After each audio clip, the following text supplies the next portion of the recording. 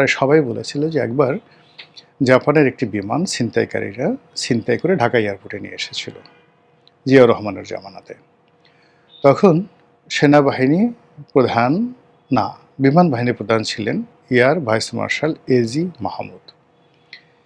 তিনি এই পুরো বিষয়টিকে এত চমৎকারভাবে হ্যান্ডেল করেছেন, যার কারণে জাপানে এই এয়ার ভাইস মার্শাল এজি মাহমুদকে তারা এখনও কৃতজ্ঞতা ভরে স্মরণ করে এবং সম্ভবত জাপান সরকার তাকে রাষ্ট্রের সর্বোচ্চ সম্মানিত পদবি, মর্যাদা এবং পুরস্কার দিয়েছিল।